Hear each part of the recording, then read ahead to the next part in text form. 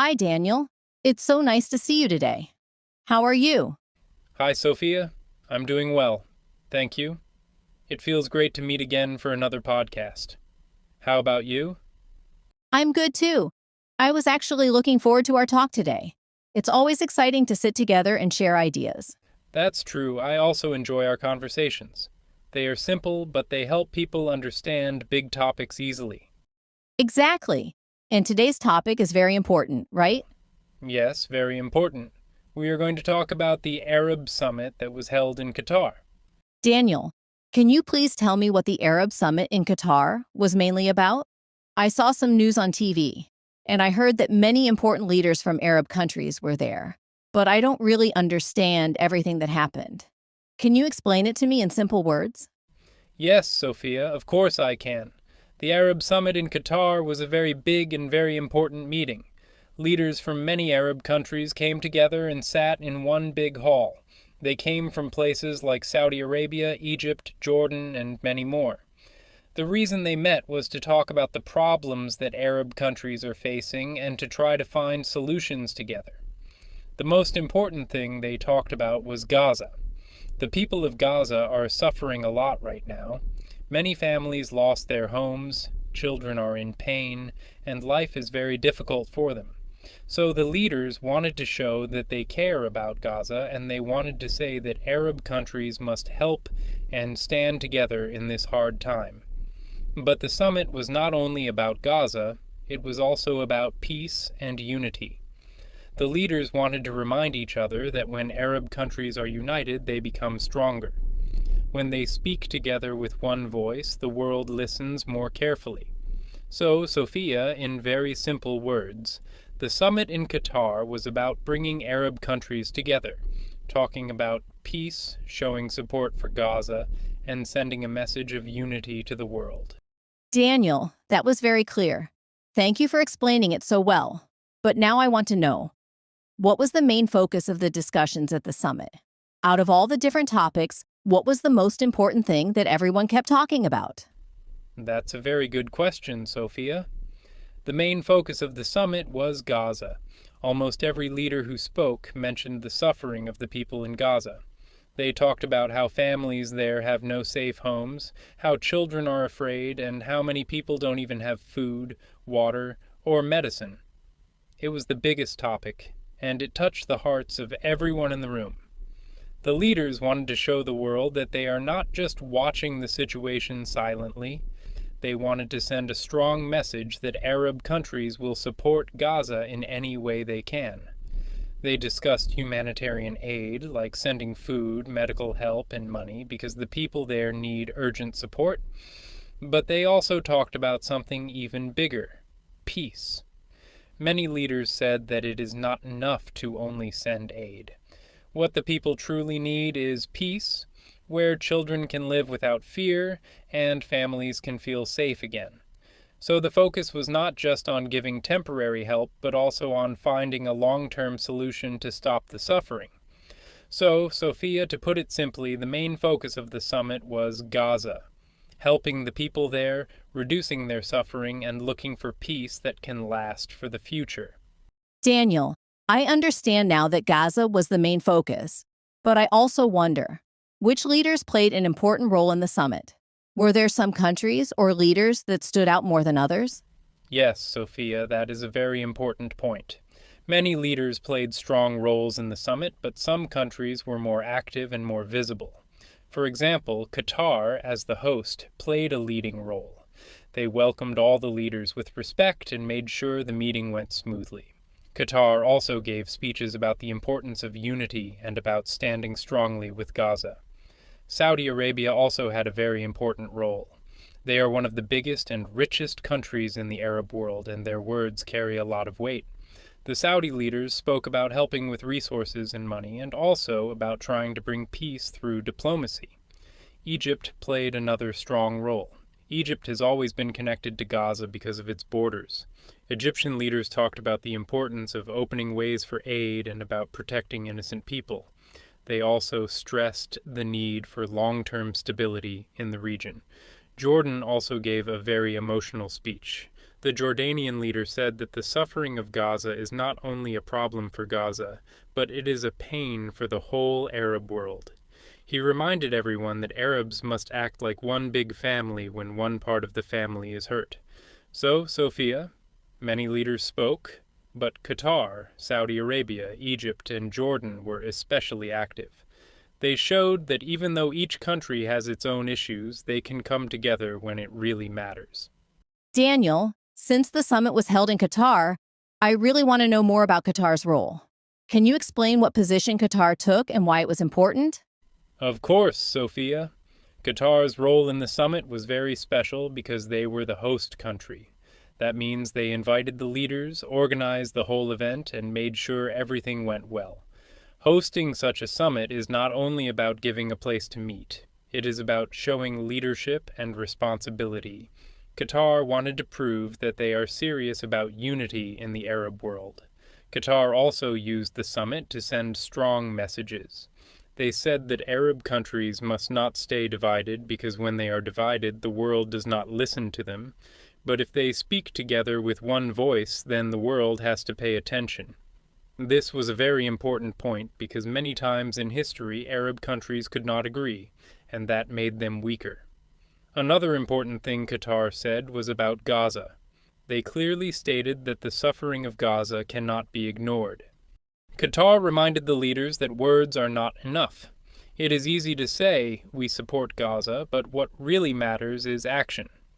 They called on Arab countries to give real help, like food, medicine, and also political support to protect the rights of the Palestinian people. So, Sofia, in simple words, Qatar acted like a bridge. They brought all the leaders together in one room, encouraged them to be united, and pushed them to turn their words into real actions.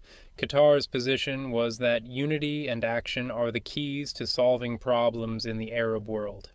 Daniel, I understand now how important Qatar's role was, but I am curious about something. Did the leaders actually make any agreements during the summit, or was it only about giving speeches? That's a very good question, Sofia. Many people wonder the same thing because sometimes leaders only give speeches and then nothing happens. But in this summit, the leaders did make some agreements. One of the main agreements was to send more humanitarian aid to Gaza. They talked about sending food, clean water, medicine, and other things that people need for daily life. The idea was to make sure that families in Gaza do not feel that they are forgotten. Another agreement was about political cooperation. The leaders promised to speak more often with each other and to make common plans instead of each country acting alone. They wanted to show that when Arab countries stand together, their voice becomes louder and more powerful in the world. They also agreed to work on economic cooperation. Some countries are very rich and others are facing problems. By working together, they can help each other and make the Arab region stronger. This was also part of the agreements made during the summit. Of course, Sofia, not every problem was solved in just one meeting. The leaders still have many differences, and unity will take time. But the agreements they made were a good step forward. It showed that the summit was not only about talking, but also about making plans for real action. Daniel, it is good to hear that the leaders made some agreements, but I'm sure there are still many challenges. What problems did the leaders talk about during the summit? Yes, Sofia, you are right. Even though the summit was positive, there are still many challenges. One of the biggest problems is the wars and conflicts in the Arab world. Some countries are still fighting, and when there is fighting, it is very hard to bring leaders fully together. These conflicts create division and make unity difficult. Another challenge is about the economy. Some Arab countries are very rich with oil and gas, while others are struggling with poverty. This difference sometimes creates tension. The rich countries may not always understand the problems of the poorer ones, and that can lead to disagreements. There is also the problem of trust. In the past, some Arab countries did not support each other during hard times. Because of that, some leaders still feel cautious and are not fully ready to trust one another. Without trust, real unity becomes almost impossible. The leaders also admitted that outside powers sometimes influence the Arab world. Big countries from outside the region try to use Arab divisions for their own benefit. This makes it even harder for Arab countries to stay united. So, Sofia, the summit showed hope, but the leaders were honest that challenges are still big. Wars, economic differences, lack of trust, and outside pressures are problems that must be solved step by step. Daniel, I understand the challenges now, but I have another question. How does this summit affect the world outside the Arab region? Why should other countries care about what happened in Qatar? That is an excellent question, Sofia. The Arab world is not just important for Arabs, it is important for the whole planet. This region has a big role in global peace, in international trade, and in energy like oil and gas. When Arab countries come together and make strong decisions, the whole world feels the effect. For example, when Arab leaders agree to support peace in Gaza, it puts pressure on the international community to also act. It shows the world that Arabs are not silent and that they stand for justice. And this can change the way other countries think and behave. Also, when Arab countries are united, they have more power in business and trade. Other nations must listen to them because they control resources that the world needs. Unity makes their voice louder in organizations like the United Nations. Another important point is security. If the Arab world is stable and peaceful, it helps bring stability to many other regions. But if there is war and division, the problems can spread and affect the whole world. That is why other countries should care about the Arab Summit in Qatar. So, Sofia, the impact of this summit is not only for Arabs, it is a message to the entire world that unity in the Arab region can bring change to global peace, politics, and even the economy. Thank you, Daniel. You explained everything so clearly. Before we finish, I want to ask one last question.